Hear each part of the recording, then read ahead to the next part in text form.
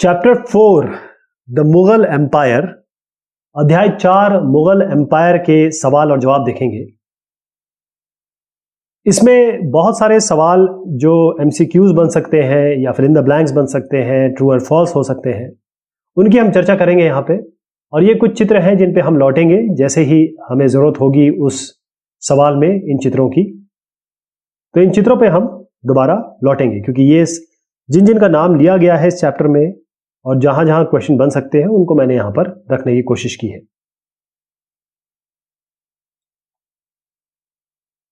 सबसे पहला सवाल है the name of residence of Mughal emperors in Delhi. Mughal सम्राट किस जगह पे रहते थे दिल्ली में? पहले मैं आपको दिखा देता हूं वो जगह कौन सी है। ये देखिएगा, ये लाल किला है और इसी की प्राचीर से आज के हमारे प्रधानमंत्री जितने भी हुए इंडिपेंडेंस के बाद, तो 15 अगस्त यहां पर खड़े होके वो राष्ट्र के नाम अपना संबोधन देते हैं। थोड़ा और बड़ा कर देता हूं इसको। यह है लाल किला। तो उत्तर क्या होगा इसका? Red fort, Lal Qila. Genghis Khan was a ruler of this tribe. पिछले डिस्कशन में भी हमने देखा था गेंगिस खान, जिनको हम हिंदी में चंगेज खान बोलते हैं, ये मंगोलिया के शासक थे। तो इसका उत्तर होगा Mongols. Which Mughal emperor was defeated by Sher Shah Suri. अब आप देखिए यहां पर चित्र है शेरशाह सूरी का, और मुगल साम्राज्य जो है वो कंटिन्यूस नहीं रहा। मैं पहले समझा देता हूं आपको। मुगल साम्राज्य इस तरीके से कंटिन्यूस नहीं रहा। एक ब्रेक आया 15 साल का, और इसमें शेरशाह सूरी ने दिल्ली पर राज किया और शेरशाह सूरी ने हराया था हुमायूं सम्राट को। तो ये है हुमायूं और ये है शेरशाह सूरी। इनको शेर खान भी कहा जाता है। हुमायूं, शेर खान, इन दोनों का नाम याद रखिए आप, और चेहरा भी। हुमायूं उसका उत्तर होगा। What is the ruling period of Jahangir? Jahangir का रूलिंग पीरियड क्या है? तो अगर आप यहां देखें तो सबका रूलिंग पीरियड कुछ इस तरीके से बताने की कोशिश मैंने की है। शुरुआत में आए हमारे बाबर साहब, हुमायूं, अकबर, जहांगीर, शाहजहां और औरंगजेब। तो सवाल पूछता है जहांगीर, तो इसका उत्तर होगा 1605 से 1627, 1605 से 1627। डी उत्तर सही करेंगे आप। बाकी का भी देख लेते हैं। देखिएगा 1526 से 1500 करीबन 30 तक बाबर, 1530 से 1555 हुमायूं, और 1500, अब इसमें देखिएगा आप थोड़ा सा एक ब्रेक भी आता है। 1555 से 1605 अकबर, 1605 से 1627 जहांगीर, जिनकी हमने अभी अभी बात की जहांगीर की, 1605 से 1627। फिर 1627 से 1658 तक आपके रहे शाहजहां, और 1658 से 1707 तक Aurangzeb. Which Sikh guru martyrdom took place during Jahangir's reign? तो कौन से ऐसे सिख गुरु थे जिनको जो शहीद हुए जहांगीर के समय? तो उनका नाम है गुरु अर्जुन सिंह जी। गुरु अर्जुन सिंह जी। तो सी उसका उत्तर सही है। What was the capital of Mirza हाकिम अखर्स हाफ ब्रदर? तो इसका उत्तर है काबुल। इसकी चर्चा एनसीईआरटी के चैप्टर में नहीं है, लेकिन फिर भी इसका जानना आपका जरूरी है। Rathore Rajput was related to. अब ये किस जगह से रिलेटेड थे राठौर राजपूत? तो ये है मारवाड़। मारवाड़ जगह है। अब देखिएगा इस इलाके की मैं बात कर रहा हूं, ये मारवाड़ इलाका है।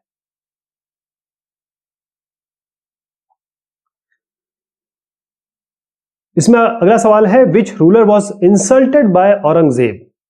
तो शिवाजी साहेब औरंगजेब से मिलने गए थे और उस समय औरंगजेब ने इनके साथ कुछ बदतमीजी की। तो इसका उत्तर है शिवाजी। उत्तर है शिवाजी। फिर उसके बाद शिवाजी ने और उनके साथियों ने गोरिल्ला वॉरफेयर शुरू किया। The salary of the mansabdars was called. मनसबदारों की सैलरी, मनसबदार यानी जितने भी मुगल साम्राज्य में, मुगल एम्पायर में लोग पोस्ट या इनके गवर्नेंस में जो पोस्ट हासिल करते थे, जैसे अगर आज की सरकार लिया जाए तो आईएएस पीसीएस जो होते हैं, उस तरीके से आप समझ लीजिए वो मनसबदार। तो उनकी सैलरी थी जागी कहेंगे इसको, क्योंकि जागीर से इसको रिलेट करता हूं मैं। एक इलाका दिया जाता था और उस इलाके का जो राजस्व है यानी रेवेन्यू, वो उनकी सैलरी होती थी। Who was Akbar's revenue minister, Akbar के रेवेन्यू मिनिस्टर कौन थे, यानी राजस्व मंत्री कौन थे? तो उत्तर है टोडरमल। एल कर दीजिए इसको, टोडरमल। इनका चेहरा मैं आपको दिखाता हूं, तो आप यहां पे आएंगे। ये साहब अब जो आप देख रहे हैं, अकबर के रॉयल कोर्ट में, दरबार में 9 रत्न थे, नवरत्न जिनको कहते हैं, उनमें से एक टोडरमल साहब भी थे। ये टोडरमल है। Akbar a great Mughal emperor was known for his, Akbar, क्योंकि अकबर को अकबर दी ग्रेट क्यों कहा जाता है? क्योंकि ये बहुत सारी चीजों के लिए इनको याद रखा जाता है। एक तो इनकी बहुत बढ़िया रिलीजियस पॉलिसी थी, इसका मतलब कि कोई धर्म से विभेद नहीं है, सब धर्म बराबर है, केवल पीस की बात करिए, शांति की बात करिए। बहुत बेहतरीन एडमिनिस्ट्रेशन इन्होंने किया, क्योंकि मनसबदारी और फिर जागीर, ये सारी चीजें जो थी, आज जो कोतवाल नाम हम जानते हैं या फिर वकील जानते हैं, ये सारे नाम उस जमाने से ही चले आ रहे हैं, आज भी हम इनको यही बोलते हैं। इन्होंने बहुत बेहतरीन इकोनॉमिक रिफॉर्म किए, यानी कि पैसे के तौर पे या वाणिज्यिक तौर पे बहुत अच्छा काम किया। तो ऑल ऑफ दीज इसका उत्तर होगा, all of these. The minister in charge of religious and charitable patronage was known as, ऐसे मिनिस्टर या ये कहें ऐसा मंत्री जो, या इस इलाका जो भी मनसबदार का इलाका है, उसमें ऐसा साहब जो वहां के रिलीजियस, धार्मिक और चैरिटेबल पैट्रोनेज मतलब होता है दान पुण्य, उसके लिए रिस्पॉन्सिबल होता है, उसका नाम है सद्र। सद्र कहते थे उनको। द लिटरल मीनिंग ऑफ सुलह कुल, सुलह कुल, सुलह मतलब होता है सब, जैसे मान लीजिए दो लोगों में लड़ाई हो गई, तो एक तीसरी पार्टी आती है, वो कहती है आप दोनों कॉम्प्रोमाइज कर लीजिए, सुलह कर लीजिए, इसे सुलह कहते हैं। कुल मतलब सारों को मिला के। तो कहने का मतलब ये होता है कि सबका पीस, सब आए, चाहे वो हिंदू हो, मुस्लिम हो, सिख हो, ईसाई हो, ज़ोरास्ट्रियन हो, यानी कि आपका यहूदी हो, कोई भी धर्म का आदि या कोई भी धर्म हो, सब आए, मिलिए और सब एक साथ रहिए पीस को लेके। What was the approximate number of mansabdar in Shah Jahan region? Reign मतलब ये होता है कि उनके जब शासन काल में कितने मनसबदार होते थे? तो उत्तर है 8,000। जैसे मैंने आपको कहा आईएएस पीसीएस वगैरह से, आईएएस आईपीएस से आप इसको रिलेट कर लीजिए, तब आपको ज्यादा ध्यान में रहेगा। यहां पर है match the contents, column A column B से मैच कराना है। देखिए प्रोमिजेनिचर मतलब ये होता है कि अगर एक पिता है तो उसके पुत्र या पुत्रियां हुए, तो जो सबसे बड़ा होगा एल्डेस्ट, उसको राजशाही मिल जाएगी, वो राजा बन जाएगा। कोपर सेनरी का मतलब ये होता है कि जो राज है वो इन तीनों में बराबर बट जाएगा। ओके, तो प्राइमोजेनिचर मतलब ये होता है एल्डेस्ट इनहेरिटेंस, जो सबसे बड़ा होगा उसको राजशाही मिलेगी। कोपर से राजशाही या जो भी चीज है, मतलब अगर जैसे मान लीजिए अगर नॉर्मल बात करें तो आपके जो पिताजी हैं वो आपको केवल बड़े बेटे को पैसा देंगे या अपनी जागीर देंगे। अगर बराबर बांटेंगे तो फिर आपका डिवीजन ऑफ इनहेरिटेंस हो गया, यानी जो भी उनके पास है वो बराबर बढ़ जाएगा, वो कोपर सेनरी में आएगा। टोडरमल जो थे वो रेवेन्यू मिनिस्टर थे, राजस्व मंत्री थे। और अबुल फजल, इन साहब ने अकबरनामा लिखा, इसमें आईने अकबरी की भी बात होगी आगे। सद्र मतलब ये है कि रिलीजियस, धार्मिक और जो चैरिटेबल पैट्रनेज, यानी धर्म से रिलेटेड और दान पुण्य से रिलेटेड जो आदमी थे जो उसकी देखरेख करते थे, वो सद्र हो गए। बख्शी का मतलब ये होता है कि मिलिट्री पे मास्टर, एक तरीके से समझ लीजिए कि ये सब मनसबदार को या फिर बाकी और जैसे लोग हैं उनकी सैलरी देते थे या सैलरी का लेखा जोखा रखते थे, पे मास्टर। तो ये इसका उत्तर हो गया, वैसे रिलेट कर लीजिए इसको। In the battle of Panipat Babur defeated, Panipat में जो पानीपत का पहला युद्ध हुआ, इसमें बाबर ने इब्राहिम लोधी को डिफीट किया था। इसके अलावा एक दूसरी भी हुई जिसमें हम बैरम खान की बात करेंगे। तो इब्राहिम लोधी इसका उत्तर है। इनका चेहरा देख लीजिए आप, ये आप देखेंगे इब्राहिम लोधी है, ये हो गए इब्राहिम लोधी। और यहां पर मैं आपको दिखाना चाहता हूं बाबर। तो इनका और इब्राहिम लोधी की लड़ाई हुई थी जिसमें बाबर जीते थे। Another name of emperor Shah Jahan was, अब मैंने आपको बताया था शाहजहां, सबके ऐसे नाम रहे। जैसे शहजादा सलीम वो आपके जहांगीर बने, शाहजहां जो थे वो खुर्रम थे फिर शाहजहां बने। Mansabdar received the salaries as revenue assignments called. अब मनसबदार जो है उनको एक इलाका दिया जाता था, वो उनकी पोस्टिंग कहीं और होती थी, कहीं और इलाके में वो अपनी वॉर वगैरह लड़ रहे होते थे या मैनेजमेंट कर रहे होते थे, लेकिन एक इलाका उनको दिया जाता था जहां का रेवेन्यू या कहें कि जो टैक्स है वो कलेक्ट करते थे और वही उनकी सैलरी होती थी। तो उत्तर हो गया जागीर, जिसको जागीर कहा जाता था। आपने शब्द सुना होगा जागीरदार, मतलब इलाका जिसके पास है बड़ा तो जागीरदार कहते हैं।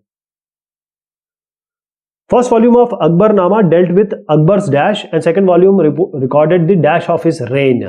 तो पहली चीज जो देखिए, अकबरनामा लिखा गया उसके 3 वॉल्यूम है, 1 volume, 2 volume, 3 volume.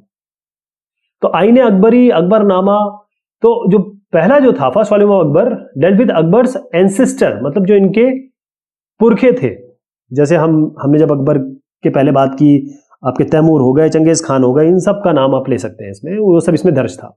Second volume में था कि जो इवेंट्स थे, इसमें था इवेंट्स, क्या क्या चीजें हुई, वो इस इवेंट्स में क्या क्या मेन इवेंट हुए वो इसमें दर्ज थे। द मुगल्स पर descendant of dash and dash. तो मुगल्स जो है इनका माता का साइड और पिता का साइड लेते हैं। माता का जो साइड है वो चंगेज खान के साइड से या कहें कि मंगोल के साइड से आता है, और जो पिता जो है वो तिमूर या तैमूर उनके साइड से आता है। तो गेंगिस खान यानी आप कह दीजिए चंगेज खान और तैमूर। डैश कैप्चर दिल्ली इन 1555 with the help of Safavid Shah. हुआ यह था, मैं थोड़ी इसकी कहानी पहले बता देता हूं, जो अभी हमने एक क्वेश्चन में डिस्कस किया। हुआ यह था कि हुमायूं उनसे शेरशाह सूरी ने लोहा लिया, मतलब खरीदा नहीं, लड़ाई की, और शेरशाह सूरी ने इनको हराया, एक बार नहीं 2 बार हराया। ठीक, अब इनको जब हराया तो ये हुमायूं फिर क्या करते, इनको भागना पड़ा। जब ये भागे तो सफाविद शाह जो है उनकी मदद इन्होंने ली और फिर इन्होंने दोबारा कैप्चर किया। तो 15 साल का राज शेरशाह सूरी का रहा। इसलिए मैं बताना चाहता हूं कि मुगल साम्राज्य कॉन्टिन्यूस नहीं चला, बीच में 15 साल का ब्रेक भी था। ट्रू और फॉल्स करेंगे, सही गलत जवाब देंगे इसमें। Mughals were proud of their Mughal एंसेस्टरी।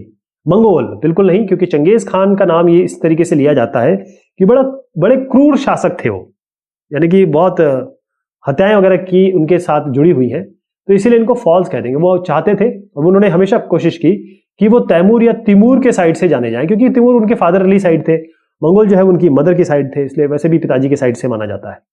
Those who joined Mughal service were called mansabdar. तो जैसे मैंने आपको कहा, मुगल एक सर्विस थी, जैसे मुगल एम्पायर है उसमें सर्विस है, जैसे सेंट्रल गवर्नमेंट है हमारी, उसमें सर्विस में कौन आते हैं, आईएएस आते हैं, आईपीएस आते हैं, ये ब्यूरोक्रेट कहलाते हैं, वही आपके मनसबदार हो जाते थे उस जमाने में। तो सही है इसका उत्तर। हायर द जात या zat more prestigious was nobles position in court. होता यह था कि जितने लोग थे ना उनको एक जात नंबर असाइन किया जाता था, रैंकिंग। तो जैसे मान लीजिए इनकी एक एग्जांपल देता हूं, इनकी 5000 है और इनकी 200 है, तो ये हायर रैंकिंग होंगे, उसी हिसाब से इनको पैसा भी मिलेगा, उसी हिसाब से इनको जागीर भी मिलेगी और उसी हिसाब से इनको कम मिलेगा।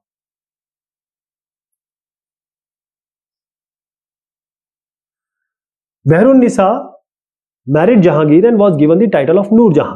ये बिल्कुल सही है, बिल्कुल सही है। मैं चेहरा दिखाता हूं इनका आपको, देखिए ये है इनका चेहरा मेरे पास, ये है, यस, ये आपके नूरजहां है।